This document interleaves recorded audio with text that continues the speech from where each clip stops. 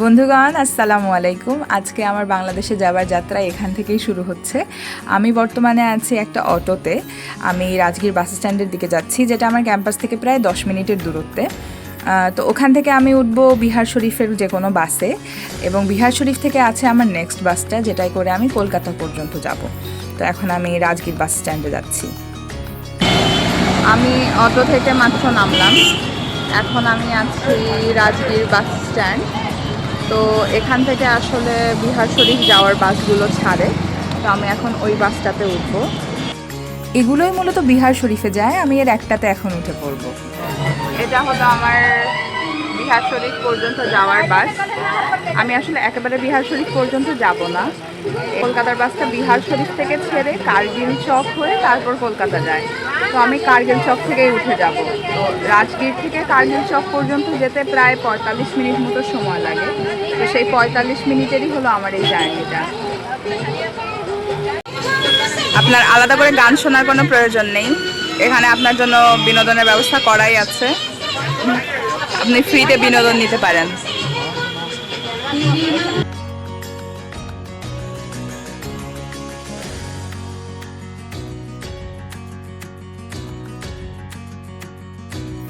এখন প্রায় 7:30 বাজে।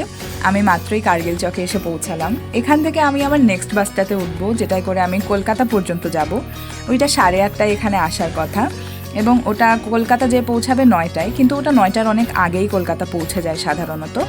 তো বাস যতক্ষণ না আসে ততক্ষণ আমি সাধারণত ওই সিঁড়িটায় বসেই অপেক্ষা করি। এর আগে যতবারই আমি গিয়েছি ততবারই।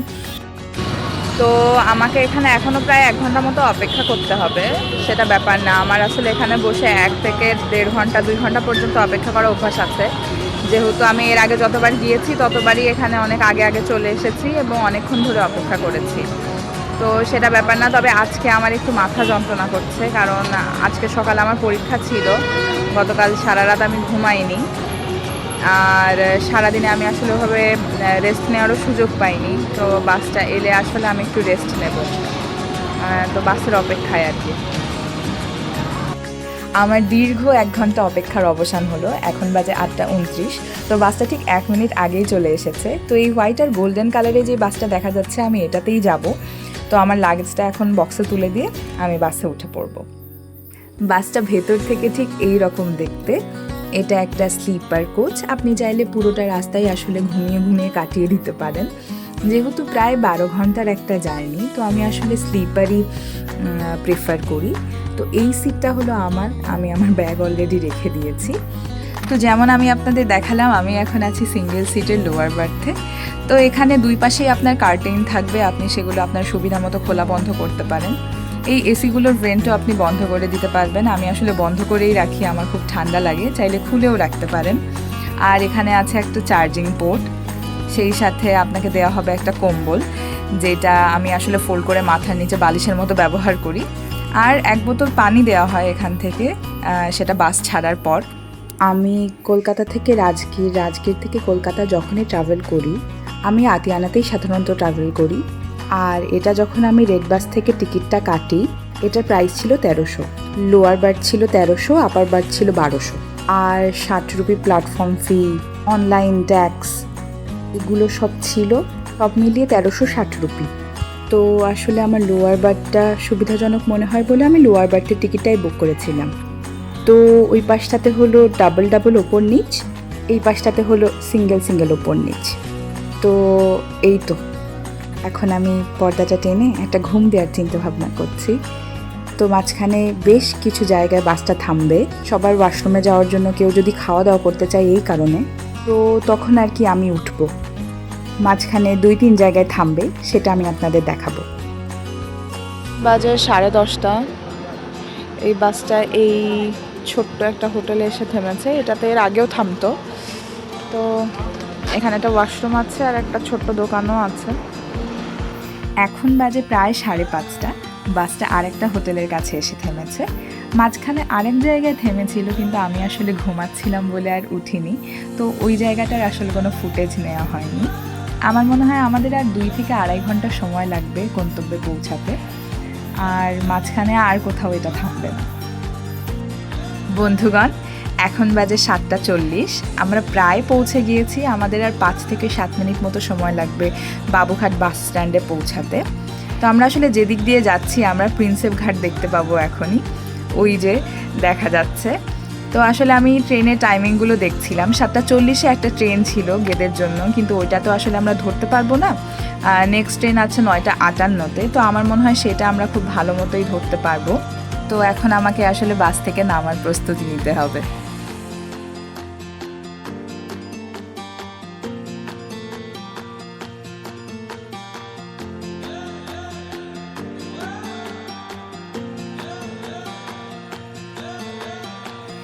এখন সময় 8:04। আমার ট্রেন 9:58-তে, কিন্তু আমি অলরেডি শিয়ালদা স্টেশন পৌঁছে গিয়েছি। তো আমি ভাবছি এখন একটু লাউঞ্জে গিয়ে অপেক্ষা করব, যেহেতু এখনও অনেকটা সময় বাকি। তো এখানে আসলে আপনি রেস্ট নিতে পারেন, কিছু খেতে চাইলে খেতে পারেন, আর সবথেকে বড় কথা হলো নিশ্চিন্তে আপনার লাগেজটা এখানে রেখে আপনি ওয়াশরুমে যেতে পারেন। তো এখানে 1 ঘন্টা অপেক্ষা করার জন্য আপনাকে পার পার্সন 53 রুপি করে দিতে হবে। তো এখন বাজে 9:15 মতো, আমাদের এখন গিয়ে টিকিটটা কাটতে হবে গেদের জন্য, গেদে লোকাল ট্রেনের জন্য। তো এখন গিয়ে টিকিটটা কেটে নিই আর ট্রেনের জন্য অপেক্ষা করি।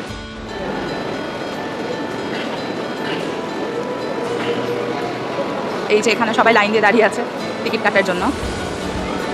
আমার এখন টিকিট কাটা হয়ে গিয়েছে। শিয়ালদা স্টেশন থেকে গেদে স্টেশনের দূরত্ব হলো 117 কিলোমিটার এবং ভাড়া হচ্ছে 30 রুপি। তো আমরা 30 রুপিতে আসলে গেদে পর্যন্ত পৌঁছে যাব। এখন আমরা এই বোর্ডের দিকে তাকিয়ে বসে থাকবো, কারণ ট্রেন কোন প্ল্যাটফর্মে আসবে সেটা আমরা এই বোর্ডেই দেখতে পাবো। তো আসলে সেটা দেখলে আমরা সেই প্ল্যাটফর্মে যেয়ে ট্রেনে উঠবো। তো মাত্রই আমাদের ট্রেন 1 নম্বর প্ল্যাটফর্মে দেওয়া হয়েছে। তো আমরা এখন 1 নম্বর প্ল্যাটফর্মের দিকে রওনা দেব।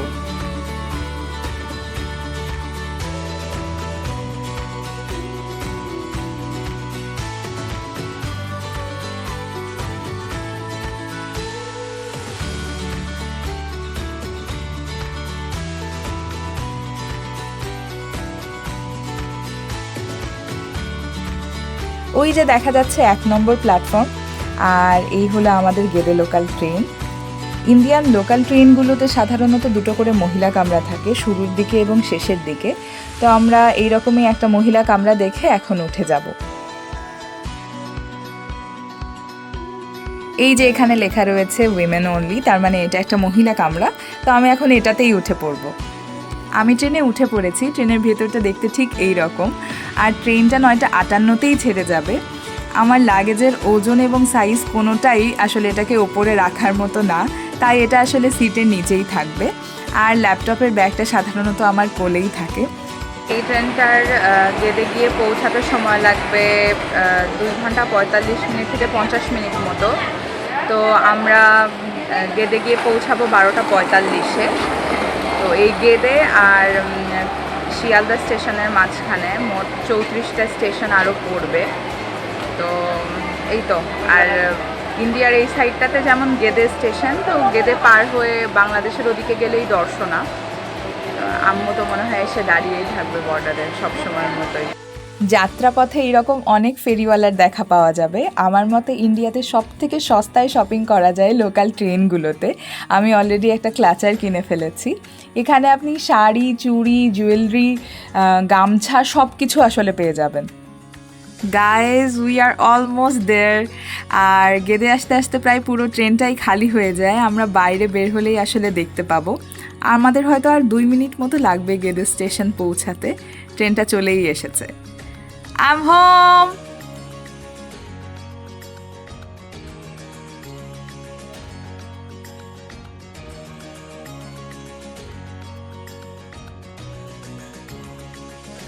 ওই যে ইমিগ্রেশন লেখা রয়েছে ওখানেই আসলে আমাদের পাসপোর্টগুলো চেক করা হবে এবং ইমিগ্রেশনের সিল দেওয়া হবে। একই কাজ বাংলাদেশের ওদিকেও একবার করতে হয়। তো ওখানে আসলে কোনো ক্যামেরা অ্যালাউড না, তাই আমি আসলে ভেতরের প্রসেসটা আপনাদের দেখাতে পারছি না। এই যে এই পাশে গেদে এবং ওই পাশটাতে বাংলাদেশ, অর্থাৎ দর্শনা। তো মৈত্রী এই লাইন দিয়েই চলাচল করতো, যদিও এখন মৈত্রী বন্ধ আছে। তো এই রাস্তাটা দিয়ে গিয়েই যে ক্রসিংটা আছে, ওই ক্রসিংয়ের ওখানে আসলে ব্যাগপত্র চেক করা হয়, কী কী আছে, কী কী নেওয়া হয়েছে ব্যাগের মধ্যে, এগুলোই আর কি। তো ইন্ডিয়ার দিক থেকে আমার পাসপোর্টে সিল দেওয়া শেষ। আমি এখন সেখানে যাচ্ছি যেখানে আমার ব্যাগটা চেক হবে। তারপরে আমি ভ্যানে করে কিছুটা এলাকা যাব যেটাকে আপনারা নো ম্যানস ল্যান্ডও বলতে পারেন, বাংলাদেশ আর ইন্ডিয়ার মাঝামাঝি এলাকা। তারপরে আমি ওইদিকে বাংলাদেশে চলে যাব, ঢুকে যাব। ওখানে গিয়ে আমার ব্যাগটা আরেকবার চেক করা হবে এবং পাসপোর্টে আরেকটা সিল দেওয়া হবে বাংলাদেশের দিক থেকে। তারপরেই বাংলাদেশ। অলরেডি আমার ফোনে রবির নেটওয়ার্ক চলে এসেছে, আর আমার মনে হয় আম্মুও সবসময়ের মতোই এসে এখন দাঁড়িয়ে আছে, যদিও আমাকে এখনও কল করেনি। দেখা যাক। এই যে লাইন দিয়ে যাদের যেতে দেখছেন তারা আসলে ইন্ডিয়াতে ঢুকছে, আর আমরা এখন ভ্যানে করে বাংলাদেশের ওদিকে যাচ্ছি। আমাদের এদিককার ব্যাগপত্র সব চেক করানো শেষ এবং বাংলাদেশে গিয়ে আমাদের সেম প্রসেসই ফলো করা লাগবে। ওখানেও আমাদের ব্যাগপত্র সব আরেকবার চেক করা হবে। And this is the area I was talking about. কিন্তু ওখানে গিয়েও আসলে কোনো ধরনের কোনো রেকর্ডিং অ্যালাউড না, তাই আমি আপনাদের প্রসেসটা আসলে দেখাতে পারবো না। তো I look like a mace, I look like trash, but whatever. I'm going home. এর মধ্যে অবশ্য আম্মু আমাকে একবার কল করেছিল, কিন্তু আমি আসলে কলটা রিসিভ করতে পারিনি, কারণ তখন আমার লাগেজ চেক করা হচ্ছিল আর ওই জায়গাটায় আসলে ফোনে কথা বলা নিষেধ, তাই আমি আসলে কলটা রিসিভ করতে পারিনি। আর এখনও পর্যন্ত আমি আসলে আম্মুকে দেখতে পাচ্ছি না। তার উপর আমার আবার মায়োপিয়া রয়েছে, আমার দূরের দৃষ্টি খুবই দুর্বল, তাই আমি আসলে আমার দৃষ্টিকে ভরসা করতে পারছি না। আর বাংলাদেশ আমাকে স্বাগত জানাচ্ছে guys. Can you see her? There she is, there she is, there she is.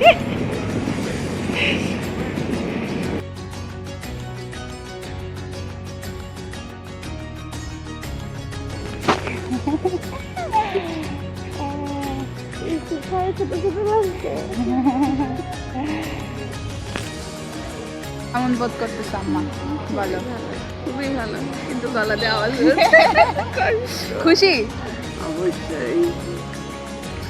শান্তি guys. So guys, that's how I am ending this video with এক থালা ভাত এবং হাজার রকমের তরকারি. So I am enjoying. Bye.